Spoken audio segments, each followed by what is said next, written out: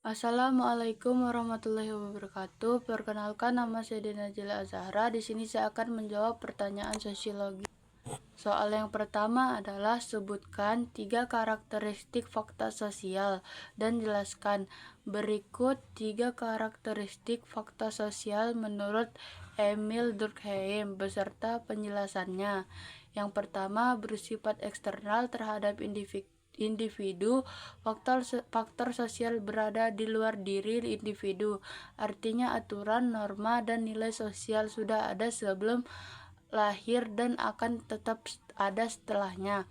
Contohnya adalah aturan berpakaian sopan, sudah ada di masyarakat sebelum kita lahir. Yang kedua, bersifat memaksa.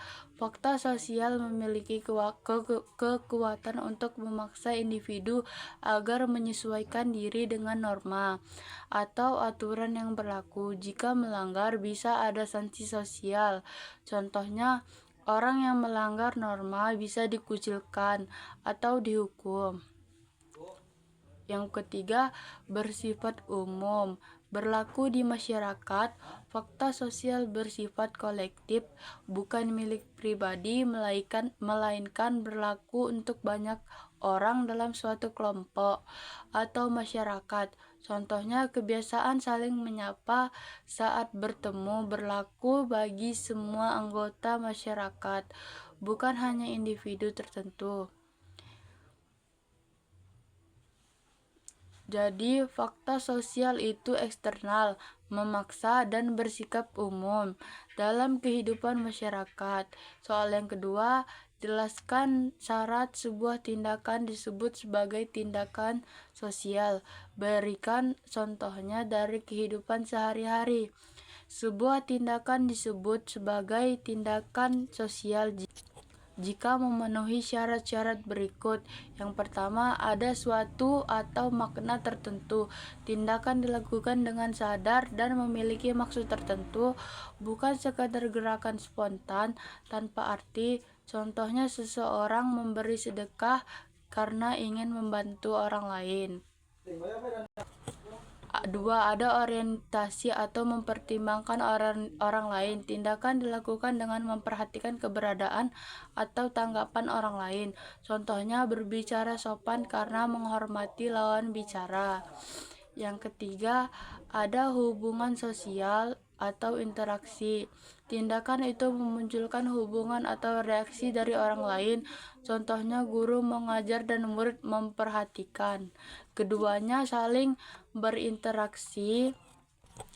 Jadi, tindakan sosial adalah perbuatan yang dilakukan secara sadar, bermakna, dan mempertimbangkan orang lain. Misalnya, menolong teman yang jatuh, mengucapkan salam, atau memberi donasi untuk korban bencana. Yang ketiga, jelaskan perbedaan antara public issue dengan personal trouble, serta dengan contohnya. Berikut perbedaan antara public issue dan personal trouble beserta contohnya. Yang pertama, personal trouble, masalah pribadi, bersifat individu, hanya dialami oleh satu orang atau sebagian kecil orang.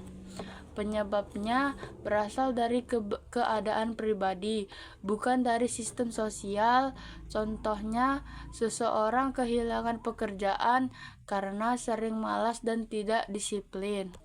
Yang kedua, public issue, masalah publik, bersifat kolektif, dialami banyak orang dalam masyarakat. Penyebabnya berasal dari struktur atau sistem sosial yang lebih luas. Contohnya, banyak orang kehilangan pekerjaan karena krisis ekonomi nasional. Soal yang keempat, jelaskan 3 tahap penting dalam upaya memahami realitas sosial. 3 tahap penting dalam upaya memahami realitas sosial adalah: yang pertama, tahap pengamatan atau observasi sosial. Mengamati gejala atau peristiwa sosial yang terjadi di masyarakat langsung untuk mengetahui fakta yang nyata. Yang kedua, tahap pemahaman atau penafsiran, memahami makna dari gejala sosial yang diamati, mengapa hal itu yang terjadi, apa maksud di baliknya. Yang ketiga, tahap penjelasan, menyusun penjelasan ilmiah berdasarkan data dan analisis agar memahami hubungan sebab akibat dalam peristiwa sosial tersebut.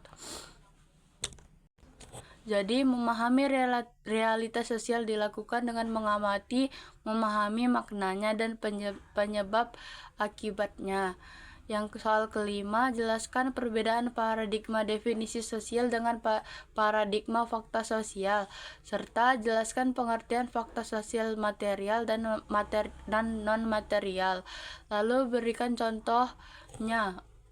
Perbedaan paradigma definisi sosial dan paradigma fakta sosial. Yang pertama, paradigma fakta sosial ditemukan oleh Emil Durkheim, memandang masyarakat sebagai sesuatu yang berada di luar individu.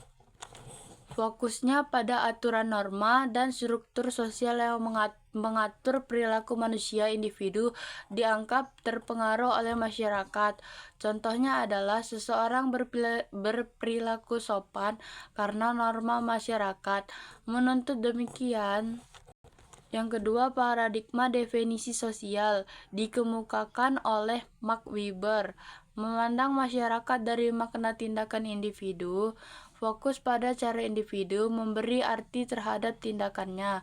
Dalam interaksi sosial, masyarakat dipahami dari pemaknaan subjektif manusia. Contohnya adalah seseorang membantu orang lain karena ia merasa tindakan baik, bukan karena aturan.